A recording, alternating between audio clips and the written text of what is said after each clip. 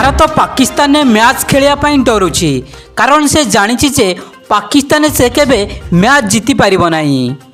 एमिति कही भारतीय क्रिकेट टीम को ताच्छल्य करछन्ती पाकिस्तान पूर्वतन क्रिकेटर शोएब अख्तर। कहछन्ती भारत न आसिले आमे भी चैंपियंस ट्रॉफी खेलिबु नाही। सूचना अनुसार आईसीसी रो चैंपियंस ट्रॉफी 2025 संस्करण पाकिस्तान आयोजन करुछि। एबे सुधा यार कार्यसूची प्रकाश पाई नाही। तेबे ता पूर्व पाकिस्तान को लगी एक बड़ झटका। भारत चैंपियंस ट्रॉफी पाई पाकिस्तान जीव ना बोली बीसीसीआई आईसीसी को जणाई देछि। आउ जा खबर मिली यही टूर्नामेंट हाइब्रिड मॉडल खेल जिवो।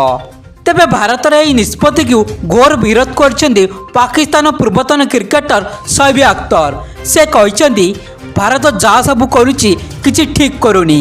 आम सरकार समस्त सुरक्षा जोगाई देबाकू प्रस्तुत अछन्ती किंतु कहीं भारत आमको बारंबार धोखा दौछि मु बुझी पारुनी। से आहरी कहते भारत एशिया कप 2023 रे भी आम सह एमिति करथिला। मते लगुछि हारिजिया भୟରେ भारत एमिति करुछि कारण भारत गत 10 वर्ष भितर पाकिस्तान गोटे भी मैच खेली नाही। आउ सेथिपई हारिया भୟରେ पाकिस्तान को आसीबाकू मना करुछि।